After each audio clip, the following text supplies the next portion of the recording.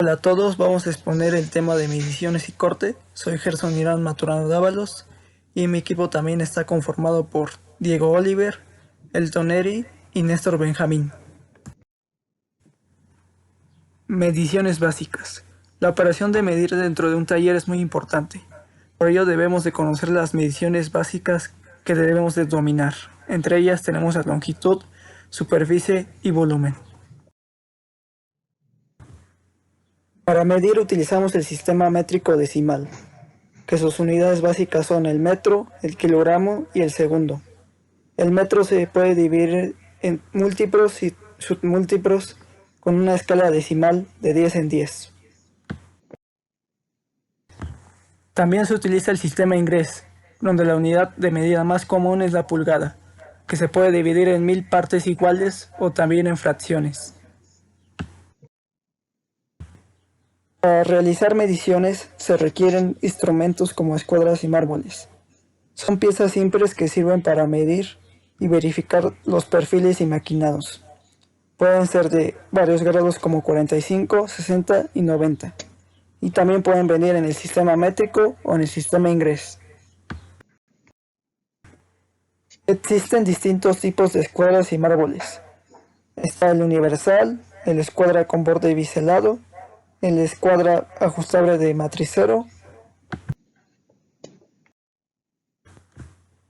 También está la escuadra para mármol de hierro fundido, mármol de granito, ajustable milimétrica y la escuadra cilíndrica de lectura directa, todas ellas dependiendo de la tarea que querramos realizar. Escuadra universal se coloca sobre una superficie a trazar o medir. Escuadra de precisión se coloca en una superficie de apoyo junto a la pieza a verificar. Escuadra ajustable de matricero forma un ángulo de tal forma que se puede verificar con un transportador. Escuadra para mármol y cilíndrica. Estas escuadras se colocan cuidadosamente sobre el mármol de tal forma que hagan contacto con la superficie a verificar. Escuadra ajustable milimétrica. Esta sirve para verificar la cuadratura de las piezas. Mármoles estos deben de estar siempre limpios y no deben de recibir ningún golpe. El vernier es un instrumento de medición muy importante en un taller de máquinas herramientas. Su operación consta de dos partes importantes, la cual es la regleta principal y el cursor. Para poder realizar una medición se tienen que realizar dos lecturas. Una es la escala de la regleta principal y la otra es la escala del cursor.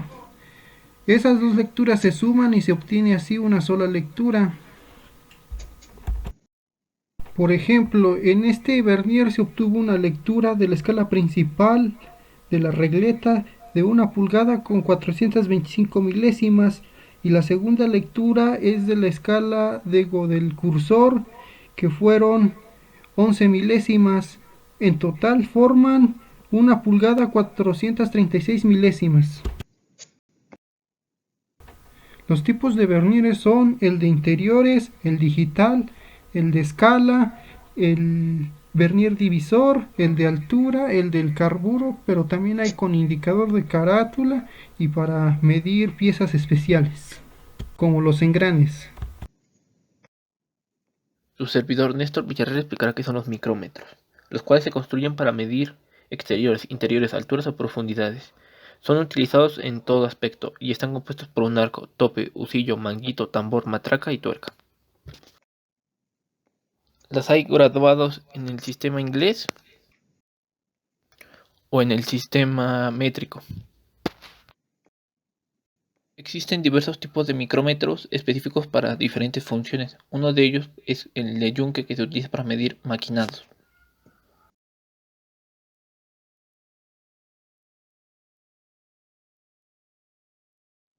Ahora bien, hablando de la profundidad, velocidad de corte y de avance, cuando se trata de seleccionar estos tres aspectos hay que tomar distintos factores como la consistencia de la máquina, el tamaño del cortador, su número de dientes, su calidad de acero con el que va a estar trabajando, el refrigerante, la dureza del material o del acero que estaremos a trabajar y la rigidez del montaje.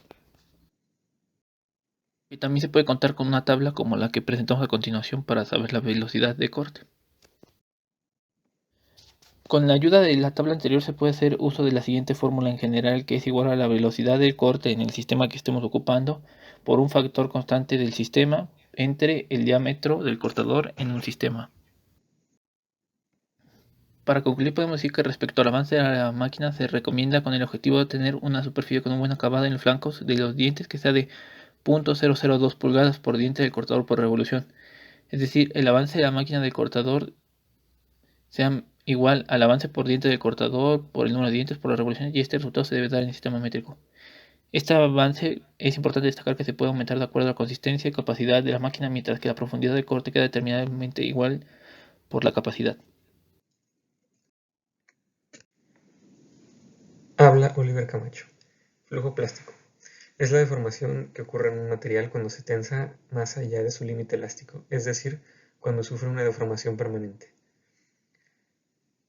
Es importante tomarlo en cuenta porque en muchas de las operaciones de conformado se relaciona la deformación plástica o flujo plástico de los metales. Por mencionar algunos, el lacunado, el estampado en caliente, la embutición, el trefilado. Este flujo plástico se presenta cuando en el material se presentan dislocaciones o maclas.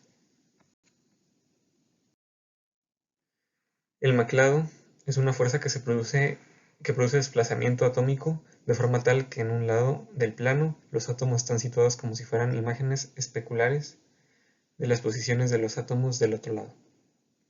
El maclado ocurre solo en planos y direcciones cristalográficas bien definidas y depende de la estructura cristalina del metal. Aquí vemos un diagrama esquemático del proceso del maclado en la red.